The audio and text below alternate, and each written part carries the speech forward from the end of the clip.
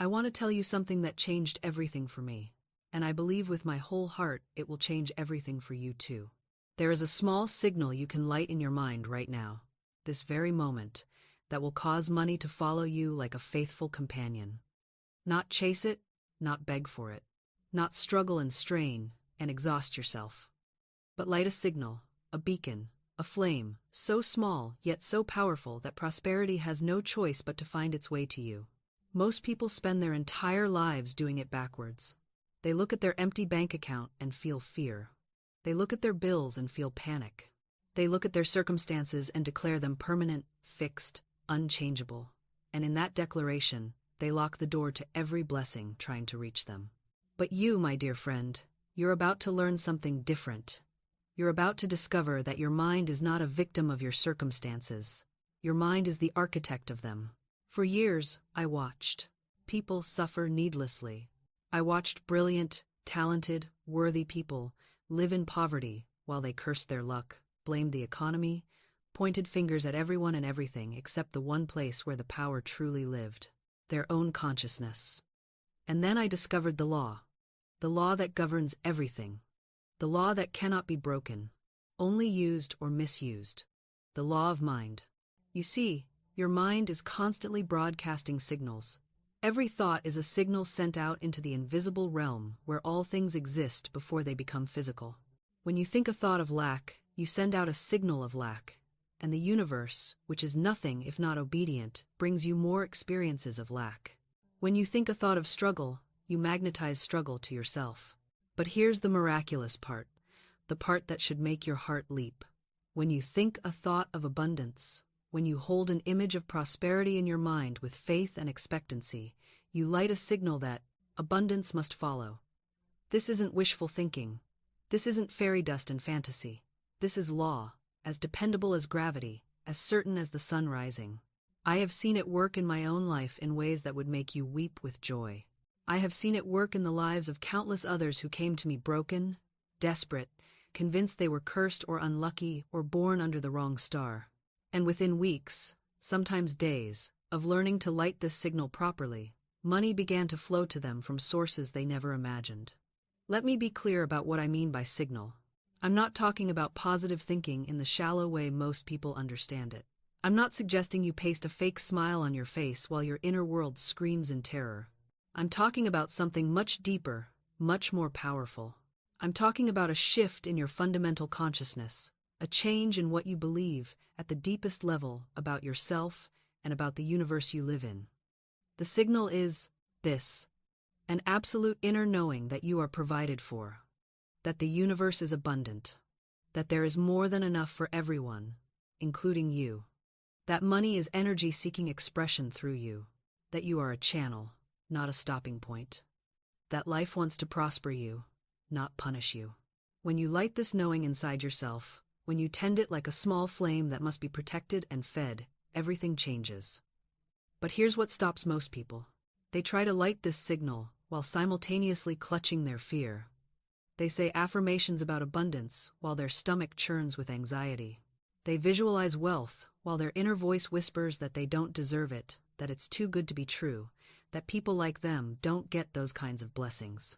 And so, the signal gets scrambled. Mixed messages go out, and the universe, confused by the contradiction, brings experiences that match the confusion. You must become single-minded. You must choose. You cannot serve two masters. You cannot hold faith and fear in the same space. One must go. And I'm here to tell you, let fear go. Release it like a bird that was never meant to be caged. Your fear has never protected you. It has only imprisoned you. Now I know what you're thinking. You're thinking about your actual circumstances, the actual numbers in your bank account, the actual bills on your table, the actual job that doesn't pay enough, the actual economy, the actual. And you're wondering how a signal in your mind can possibly change these very real, very tangible things. This is where you must trust me. This is where you must be willing to suspend your doubt long enough to test what I'm telling you. Because I promise you, on everything I hold sacred, that your outer circumstances are nothing more than old signals made manifest. They are yesterday's consciousness appearing as today's reality. They are the fruit of seeds you planted with past thinking. And if you don't like the fruit, you must plant different seeds. You must send out a different signal. Every single person who has ever moved from poverty to prosperity, from lack to abundance, from struggle to ease, did so by changing their inner world first. Not a single one waited for their circumstances to improve before they shifted their consciousness. They shifted their consciousness, and then, as if by magic but really by law, their circumstances rearranged themselves to match the new signal. I once knew a woman who came to me in such despair I could hardly bear it. She was a widow with 3 children, no income, no prospects, and a mountain of debt. She had been raised to believe that life was hard, that money was scarce, that she would always have to scrape by. And her life reflected that belief perfectly. But she was willing to learn. She was willing to try something different, because nothing else had worked. I taught her to light the signal. Every morning, before her feet touched the floor, she would lie in bed and speak these words. Infinite abundance is mine now. Money flows to me easily and constantly. I am a magnet for prosperity. But more important than the words was the feeling she cultivated. She would imagine how it would feel to open her mailbox and find checks instead of bills. She would imagine the relief, the joy, the gratitude. She would sink into that feeling until it became more real than her current circumstances. At first, her mind fought her. It screamed that she was being ridiculous, that she was lying to herself, that nothing would change. But she persisted. She protected her signal, like a mother protecting a newborn. She refused to speak words of lack. She refused to entertain thoughts of limitation. When fear knocked, she didn't pretend it wasn't there, but she didn't invite it in for tea either. She acknowledged it and chose faith instead. Within 2 weeks, something extraordinary happened. A distant relative she barely knew passed away and left her a small inheritance. Not a fortune, but enough to clear her most pressing debts and give her breathing room. Was it coincidence? You might think so. But it wasn't the end of the story. Within a month, she was offered a job she hadn't applied for. Within 3 months, her income had tripled. Within a year, she was living in a beautiful home. Her children were thriving, and she had become a magnet for opportunities that seemed to seek her out. She didn't become a different person. She lit a different signal. And the universe, always faithful, always responsive, followed that signal home to her. You can do this too. You must do this. Because living in lack when abundance is your birthright is a tragedy. Struggling when ease is available is unnecessary suffering. And I cannot bear to see one more person waste their precious life force pushing against doors that would open if they simply changed their inner stance. The signal you light doesn't have to be large. In fact, it's better if it's small at first. A small flame you can actually believe in is more powerful than a bonfire of pretend faith. Start where you are. If you can't believe in millions, believe in hundreds. If you can't believe in hundreds, believe in enough. If you can't believe in ease, believe in a little less struggle. Meet yourself where you are, and then gently, consistently, turn your face toward the light. Here's what lighting the signal looks like in practical terms. You wake up in the morning, and before your mind starts racing through your problems, you pause. You take a breath. You say, either out loud or silently, something wonderful is happening to me today. Money is finding its way to me now. You don't have to believe it completely. You just have to be willing to plant the seed. Throughout your day, whenever you think about money, you catch yourself. If the thought is fearful, if it's about lack, if it's about how little you have or how hard things are, you gently redirect. You say, "Thank you for abundance. I have more than enough. I am provided for."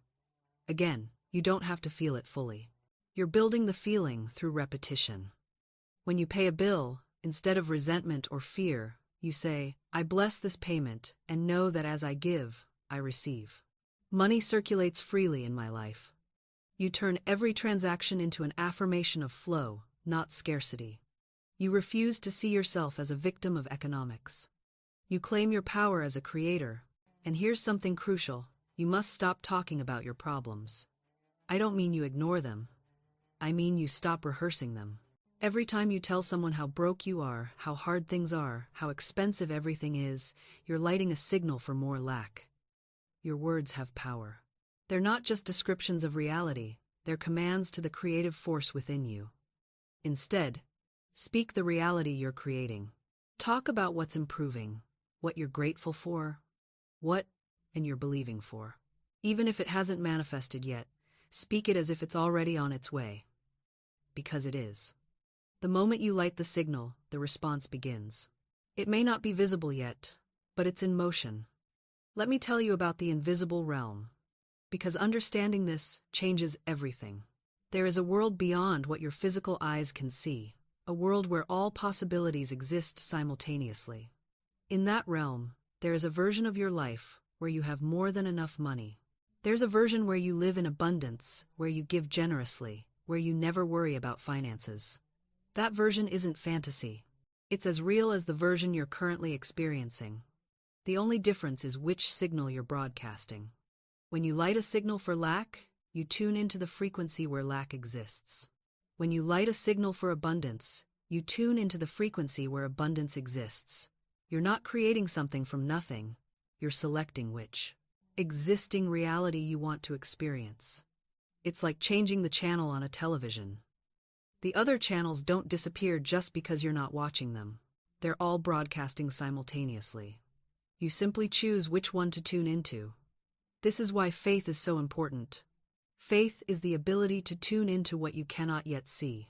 It's the willingness to believe in the signal you're sending, even when your circumstances are showing you old programming. Faith is not pretending. It's knowing that there's a delay between the signal and the manifestation, and staying loyal to the signal during that delay. Most people give up too soon.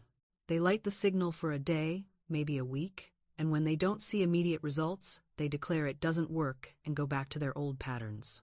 But would you plant a seed in the ground and then dig it up the next day to see if it's growing? Of course not. You trust the process. You water the ground. You believe in the invisible work happening beneath the surface. You must do the same with your signal. The universe is always responding to you, always. There is no moment when it's not listening, not responding, not arranging circumstances to match your dominant consciousness. But it responds to what you truly believe, not what you pretend to believe. It responds to the signal that's most consistent, most charged with emotion, most repeated. So if you affirm abundance once a day but worry about money 50 times a day, which signal do you think is stronger? This is why you must become vigilant with your mind. You must guard your thoughts like a sentry guards a gate. When a thought of lack tries to enter, you stop it at the door.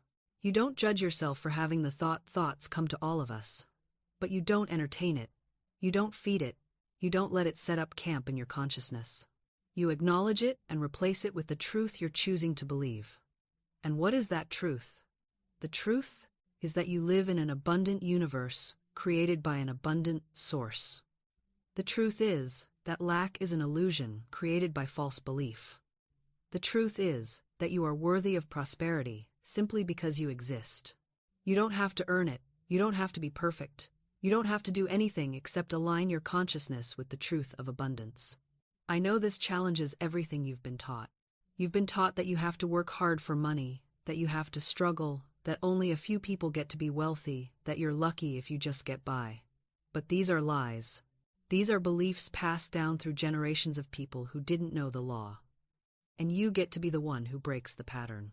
You get to be the one who discovers that ease is possible, that flow is natural, that abundance is your inheritance. Let me tell you what happens when you commit to lighting this signal and protecting it. Your entire life begins to reorganize itself around this new frequency. And I mean reorganize in ways that will astonish you. People who used to drain your energy suddenly fade into the background, not through drama or confrontation, but through a gentle, almost miraculous dissolution. They stop calling. They get busy with their own lives. The relationship simply completes itself. Opportunities that were invisible to you before suddenly appear, not because they weren't there, but because your signal wasn't tuned to receive them. You'll be walking down the street and bump into exactly the person who has the answer you've been seeking. You'll open a book to precisely the page you needed to read. You'll receive an email at the exact moment you were wondering about that very thing. This isn't magic. This is physics. This is you becoming a clear channel for the abundance that has been trying to reach you all along. The static is clearing. The interference is dissolving, and what's left is pure signal. But here's what most people don't tell you about this process. It requires vigilance. Not the exhausting kind of vigilance where you're white-knuckling your way through affirmations you don't believe. I'm talking about the gentle, consistent practice of returning to your signal whenever you notice you've drifted, because you will drift. You'll have days when that old familiar heaviness tries to creep back in. You'll catch yourself falling into worry, into anxiety, into the old patterns that feel like home because they've been home for so long. And in those moments, you don't need to beat yourself up. You don't need to start over from scratch. You simply need to notice, and then gently, lovingly, return to your signal. Think of it like tuning a radio. You don't throw the radio away when it drifts off station. You simply adjust the dial. One small turn, and suddenly the music comes back in clear. That's all this is. A gentle adjustment. Remembering. A return. And in this return, you discover something extraordinary. The very things you were chasing, grasping, clinging to, they were never meant to be hunted down like prey. They were meant to find you. Like birds returning to their nest, opportunities and blessings know their way home when the environment is right. I'm reminded of the woman who came to me, exhausted from years of networking, forcing connections, attending every event, saying yes to every introduction. She was depleted. Her business was struggling despite all this effort. I asked her a simple question. What if you stopped chasing clients and started attracting them? She looked at me as though I'd suggested she sprout wings and fly. But she was desperate enough to try. She stopped the frantic networking. She began each morning with a simple affirmation. The right clients find me effortlessly. She focused on her craft, on excellence, on joy in her work. Within 3 weeks, a former colleague reached out. Then a referral came from an unexpected source, then another. Within 2 months, she had more ideal clients than in the previous year of exhausting effort. This is the divine paradox. Effort without strain, action without force, movement without struggle. You see, the universe doesn't reward struggle, it rewards alignment. Your worthiness isn't proven by how hard you work or how much you sacrifice. Your worthiness simply is. It's the starting point, not the destination. Think of a tree. Does it strain to grow? Does it force its fruit into being? No. It draws from deep roots. It receives sunlight. It allows the seasons to move through it. And in perfect timing, without anxiety or doubt, it bears fruit abundantly. You are that tree. Your roots are your faith, your connection to the infinite. Your sunlight is divine love, always available, never withheld. Your seasons are the natural rhythms of your life, expansion and rest, giving and receiving, doing and being. When you trust this rhythm, when you stop trying to be in constant summer, forcing perpetual harvest, you tap into a power far greater than willpower. You access grace. Grace is not something you earn. Grace is something you allow. When you stop fighting for what you want and start claiming what's already yours, resistance dissolves. The universe doesn't respond to your struggle. It responds to your certainty. I've watched people transform their entire lives simply by changing one internal conversation. Not affirmations they repeat mechanically while doubting every word, but a genuine shift in what they believe is possible for them. You know what belief really is? It's emotional agreement. Your mind might say yes, but if your gut says no, nothing moves. Real belief feels like remembering something you already know. Like coming home to a truth that was waiting for you all along. Think about when you're absolutely certain of something small. You're certain the sun will rise tomorrow. You're certain gravity will keep your feet on the ground. You don't affirm these things nervously. You don't visualize them with desperate intensity. You simply know them. That knowing is what moves mountains. Most spiritual teaching makes manifesting sound like a part-time job. Do this technique for 20 minutes. Visualize that outcome twice daily. Script your future every morning. And people wonder why they're exhausted and still stuck. The real work isn't in the doing. It's in the being. It's in becoming the person who already has what they desire, not pretending, not faking it, but genuinely inhabiting that consciousness. When you're that person, right action flows naturally. You don't have to force it. You don't have to figure it out. The way reveals itself because you're finally standing in the right place to see it. I'll tell you what happens when you truly shift. Opportunities appear that were invisible before. Conversations happen that open unexpected doors. You think of someone and they call. You need something and it arrives. Not because the universe suddenly started paying attention, but because you finally aligned with the frequency where these things live. This isn't magic, it's mechanics. Everything exists on a frequency. Fear has a frequency, lack has a frequency, and abundance has a frequency. You can't be tuned to lack and receive abundance any more than you can be tuned to one radio station and hear another. So, how do you change your frequency? You stop arguing with reality. You stop insisting that at times should times be different than it is. Because every time you argue with what is, you create resistance. And resistance is just another word for being out of alignment. When you say, I shouldn't be broke right now, you're resisting. When you say, why do bad things always happen to me? You're resisting. When you complain, when you blame, when you justify your circumstances, you're cementing yourself into that frequency. Now, I'm not saying you pretend everything is perfect. I'm not asking you to fake positivity or slap affirmations over a wound that needs tending. That's spiritual bypassing, and it doesn't work. What I'm saying is this: acceptance is the doorway to transformation. You can't change what you won't acknowledge, and you can't shift your frequency while you're busy defending why you're stuck. So you start by telling the truth, not the story, the truth. The story is, I'm broke because my boss doesn't pay me enough, and the economy is terrible, and nobody appreciates my work.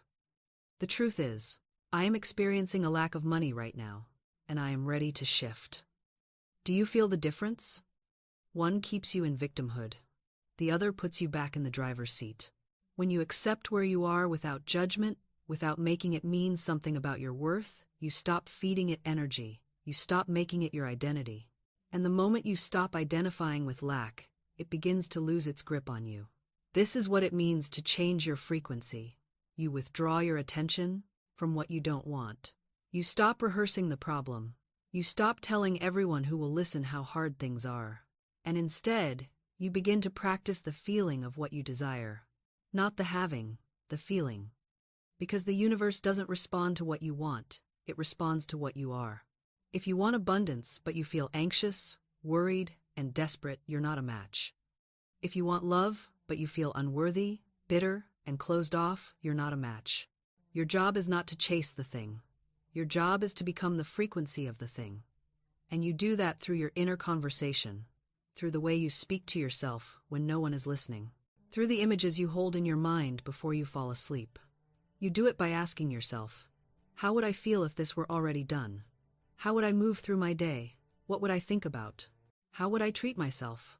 And then you live from that place. Not someday. Today. That's the shift. That's the turning point. When you stop treating faith like a weekend hobby and start living from it as your baseline reality. I've watched people transform their entire existence because they finally understood this one thing. The universe doesn't respond to your wishes, it responds to your assumptions. What are you assuming right now about your life? Not what you're hoping for, not what you're praying for on Sunday morning. What are you times assuming times is true? Because that assumption, that's your real prayer. That's what's being answered every single day. If you assume struggle, you'll find evidence everywhere. If you assume lack, your eyes will spot every empty pocket and closed door. But if you assume abundance, if you assume that life is rigged in your favor, suddenly you start noticing the opportunities that were always there. You start seeing the synchronicities, the perfect timing, the doors opening just as you approach them. This isn't magical thinking. This is understanding how perception works. You literally cannot see what you're not looking for. Your brain filters out thousands of pieces of information every second, and it decides what to show you based on what you've told it matters. So when you assume wealth, your brain starts filtering for wealth. When you assume love, you start noticing love everywhere. When you assume miracles, you become a magnet for the miraculous. I had a student once who couldn't find work, months of applications, months of rejection. She came to me exhausted, convinced the world was against her. I asked her one question: What are you assuming about employers? She didn't even hesitate. That they don't want me, that I'm not good enough, that someone younger and cheaper will always get picked instead. There it was, her assumption, her real prayer. I told her, change the assumption, change the result. She started assuming, against all her current evidence, that employers were looking for exactly what she offered. That her experience was valuable. That the right position was actively seeking her out. 3 weeks later, she had 2 offers. Not because the job market changed, because her filter changed, because she started showing up differently, speaking differently, seeing differently. And the universe, that great, loving, intelligent force, had no choice but to respond to her new frequency. You see, this is what most people don't understand about manifestation. They think it's about forcing the universe to bend to their will, about pushing and manipulating and controlling outcomes. But that's not how it works at all. The universe doesn't respond to your words. It doesn't even respond to your desires. It responds to your assumptions, to what you truly believe is already yours. Emma didn't sit around visualizing a better life while secretly believing she wasn't worthy of it. She didn't affirm abundance while feeling poor. She didn't declare herself healthy while identifying as sick. She changed her entire identity at the level of consciousness. And here's what happened next, and this part always gives me chills. Within 2 weeks of her shift, she received a phone call. A former colleague she hadn't spoken to in 3 years was starting a new company and needed someone with her exact skill set. The position paid nearly double what she'd been making. But here's the thing. That opportunity had actually been in the works for months. Her name had been mentioned. Connections had been forming. The universe had been arranging the pieces. She just couldn't see it because she was standing in the wrong place energetically. The moment she shifted her consciousness, she became visible to her good. Think about that. Your blessings might already be looking for you, but they can't find you while you're vibrating at the frequency of lack and limitation. It's like trying to tune into a radio station. If you're set to 98.5 FM, you're not going to hear what's broadcasting. On 101.3, the signal is there. It's always been there, but you're not positioned to receive it. Emma's health began to shift too. Not overnight, but steadily. She stopped fighting her body and started honoring it. She spoke to it with love instead of frustration. And slowly, her energy returned. The inflammation decreased. Her doctors were honestly shocked. Was it the new consciousness or the new treatments? It was both. Because consciousness directs energy, and energy directs matter. Within 6 months, Emma's life was unrecognizable. New career, better health, a relationship that actually felt peaceful and loving. Financial breathing room for the first time in years. And here's what happened next, the part that still gives me chills. Once they started experiencing these shifts, they began to understand something profound. The law wasn't just about getting stuff. It was about becoming who they were always meant to be. The person who worried constantly about money, they realized they'd been living from a poverty consciousness since childhood, when they watched their parents fight about bills every night. The affirmation didn't just bring money, it revealed a core belief that had been running their entire life like invisible software. The woman seeking love? She discovered she'd been subconsciously choosing emotionally unavailable partners because deep down, she didn't believe she deserved to be chosen first. The work she did transformed not just her relationship status, but her entire sense of self-worth. This is the part about the law of attraction that most teachings skip right over. It's a mirror.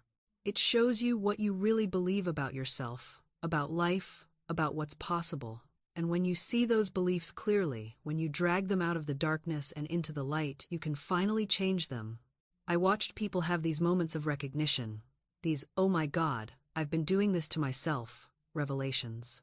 And while those moments can be painful, they're also incredibly liberating. Because once you see the pattern, you can't unsee it. Once you recognize the belief, you can't unknow it. And that awareness itself begins the transformation. One man told me, "I realized I've been sabotaging every good opportunity that came my way because some part of me believed I didn't deserve success. I'd get right to the edge of a breakthrough, then do something to mess it up, every single time." The law of attraction showed him that pattern. And once he saw it, he could consciously choose differently. This is where the real power lives. Not in the magical thinking, not in the vision boards alone, but in the deep, transformative work of aligning your inner beliefs with your outer desires. When that alignment happens, when what you claim with your words matches what you believe in your heart, the universe has no choice but to respond. You see, I've watched people affirm prosperity while simultaneously counting their pennies with fear. I've seen them declare love is coming while treating themselves with contempt. I've witnessed them speak health while poisoning their bodies with worry and stress. And then they wonder why the affirmations don't work. They blame the law. They blame the universe. But the universe isn't the problem. The misalignment is. The universe operates with perfect precision. It's a mirror, not a magician. It reflects back to you the dominant vibration you're holding, not the words you're saying, but the frequency you're broadcasting from the depths of your being. You cannot fool this law. You cannot trick infinite intelligence with surface-level declarations while your subconscious screams the opposite. This is why some people affirm for years and see nothing change. They're speaking one language with their mouth and another with their heart. And the heart always wins. The subconscious always wins. Because that's where the real instructions are being sent out into the field of infinite possibilities. So what do you do when you discover this gap? When you realize your words and your beliefs aren't matching? You don't give up. You don't throw out the affirmations. You go deeper. You become an archaeologist of your own consciousness. You dig down into those hidden places where the old programs live, the fear, the unworthiness, the doubt, and you bring them into the light. You ask yourself, what would I need to believe for this affirmation to feel true? What old story am I still telling myself that contradicts what I'm trying to create?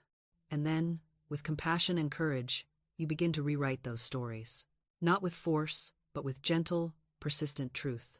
This is the sacred work. This is where transformation actually happens. Not in the speaking, but in the becoming. Not in the declaring, but in the deep inner shift that makes the declaration inevitable, natural, true. When you do this work, when you align your inner world with your spoken, the words something remarkable happens. The affirmations stop feeling like work. They start feeling like truth. They flow from you effortlessly because they're no longer wishes. They're recognition. They're remembering who you actually are and what you're actually capable of receiving.